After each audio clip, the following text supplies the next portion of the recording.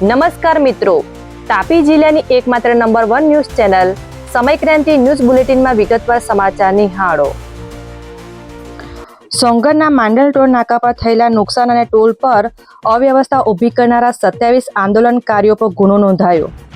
Songar તાલુકાના Mandal toll નાકા પર ગઈકાલે થયેલા આંદોલનમાં ટોલ નાકાના મેનેજર ઉપેન્દ્રસિંહ ચૌહાણ દ્વારા સોંગર પોલીસ મથકે 27 જેટલા આંદોલનકારીઓ વિરુદ્ધ ફરિયાદ આપી છે, જેમાં ઉલ્લેખ કરાયો છે કે ટોલ નાકાને નુકસાન પહોંચાડ્યું તેમજ ટ્રાફિક જામ ચક્કાજામ કરી ગેરકાયદેસર મંડળી રચી હોવાનું ફરિયાદમાં જણાવ્યું છે, જે બાબતની માહિતી 3 કલાકે પ્રાપ્ત થઈ હતી।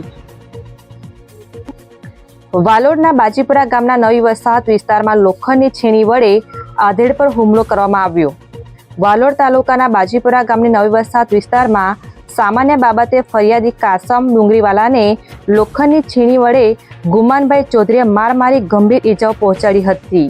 બનાવને પગલે પોલીસે ગુમાન ચૌધરી સામે ગુનો દાખલ કરી કાર્યવાહી હાથ ધરી છે, જે બાબતની માહિતી 1 કલાકે પ્રાપ્ત થઈ હતી। તાપી જિલ્લા એલસીબી પોલીસે કુંભિયા ગામે થયેલી હત્યાનો ભેદ ઉકેલી કાઢ્યો, આરોપીની કરી અટક। તાપી જિલ્લા એલસીબી પોલીસ ટીમના માણસ વિનોદભાઈ પ્રતાપભાઈને મળેલી બાતમીના આધારે કુંભિયા ગામે થયેલી હત્યાનો આરોપી કૌશિક ચૌધરીને ઝડપી લીધો છે, જે આરોપીએ રમેશભાઈને લાકડાના દંડા વડે માર મારી હત્યા કરી દીધી હતી।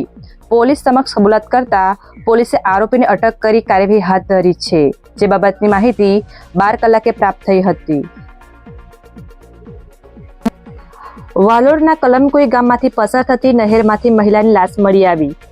વાલોડ તાલુકાના કલમકુઈ ગામમાંથી પસાર થતી ઉકાઈ ડાબા કાંઠાની નહેરમાંથી 60 વર્ષીય વસંતીબેન ગામિતની લાશ મળી આવી હતી, તો બીજી તરફ મહિલા ઘરેથી ગુમ થયા અંગેની ફરિયાદ કાકરાપાર પોલીસ મથકે નોંધાઈ હતી, જેનો મૃતદેહ નહેરમાંથી મળી આવતા વાલોડ પોલીસે ગુનો નોંધી કાયદેસરની કાર્યવાહી હાથ ધરી છે, જે બાબતની માહિતી સાંજે 5 કલાકે પ્રાપ્ત થઈ હતી। રાયગઢ ગામે 12માની વિધિમાંથી પરત ફરતા ટેમ્પાને અકસ્માત નડ્યો, 5ને ઈજાઓ પહોંચી। નિઝર તાલુકાના રાયગઢ ગામની સીમમાં પિકઅપ અને ટેમ્પો વચ્ચે અકસ્માત સર્જાયો હતો, જ્યાં 12માની વિધિમાંથી પરત ઘરે ફરતા ટેમ્પાના ચાલક યોગેશભાઈ સહિત 4 વ્યક્તિઓને ઈજા પહોંચી હતી। બનાવને પગલે પોલીસે પિકઅપના ચાલક સામે ગુનો નોંધી કાયદેસરની કાર્યવાહી હાથ ધરી છે, જે બાબતની માહિતી ગુરુવારના રોજ 4 કલાકે પ્રાપ્ત થઈ હતી। તાપી જિલ્લા સેવા સદનના હોલમાં કલેક્ટરની હાજરીમાં જળ અને સ્વચ્છતા એકમની સમીક્ષા બેઠક યોજાઈ। તાપી જિલ્લા સેવા સદનના હોલમાં કલેક્ટર વિપિન ગર્ગની હાજરીમાં જિલ્લા જળ અને સ્વચ્છતા એકમ સમીક્ષા બેઠક મળી હતી, જેમાં જિલ્લામાં ઉનાળા દરમિયાન પીવાના પાણીની સમસ્યા લોકોને નહીં પડે સહિતની તકેદારી રાખવામાં સંબંધિત અધિકારીઓને સૂચનો કરવામાં આવ્યા હતા, જે બાબતની માહિતી ગુરુવારના રોજ 2 કલાકે મળી હતી। ગંગાથા ગામની યુવતીએ ડ્રેસ ખરીદીમાં 10,792 રૂપિયા ગુમાવ્યા। કુકરમુંડા તાલુકાના ગંગાથા ગામે રહેતી 32 વર્ષીય આરોગ્ય કર્મચારી મિત્તલબેન પટેલે નવો ડ્રેસ ખરીદી કરવા માટે ઓનલાઈન ઇન્સ્ટાગ્રામ લિંક પર ગયા હતા, ત્યારબાદ વોટ્સએપ કોલ કરી યુવતી સાથે અલગ અલગ રીતે ચાર્જીસ લઈ યુવતી સાથે 10,792 રૂપિયાની ઓનલાઈન છેતરપિંડી થઈ હતી। બનાવને પગલે પોલીસે ગુનો નોંધી કાર્યવાહી હાથ ધરી છે, જે બાબતની માહિતી સાંજે 5 કલાકે પ્રાપ્ત થઈ હતી। તાપી જિલ્લાના બોરીસાવર ઘાસ્યમેળા પાણી પરિયોજના કર્મચારીઓએ જિલ્લા કલેક્ટરને આવેદનપત્ર આપ્યું। તાપી જિલ્લાના બોરીસાવર ઘાસ્યમેળા પાણી પરિયોજના કર્મચારીઓએ આજે સેવા સદન ખાતે પહોંચી જઈ એક આવેદનપત્ર આપ્યું હતું, જેમાં પીએફ સહિત પગાર વધારા સેફ્ટીના સાધનો આપવામાં આવે સહિતની માંગ કરાઈ હતી, જે બાબતની કર્મચારીઓએ 4 કલાકે માહિતી આપી હતી। મારું નામ ગામિત આશીષ કુમાર હરિલાલભાઈ, હું બોરીસાવર ગામથી પાણી પુરવઠામાં કામ કરું છું।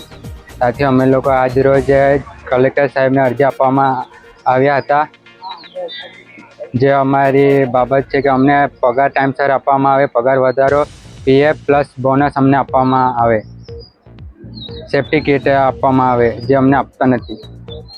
કઈ એજન્સીમાં કામ કરો છો? કેસ વધાણી। શું માંગ?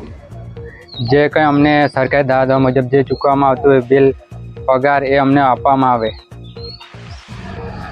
વ્યારા ઉનાઈ નાકા નજીકથી પોલીસે પિકઅપ ટેમ્પામાંથી વિદેશી દારૂ ઝડપી લીધો।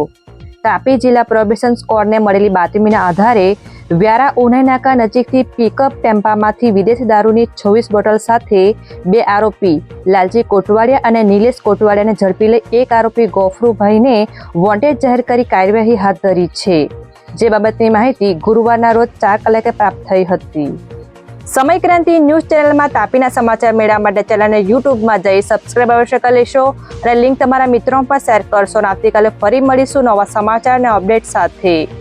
આભાર.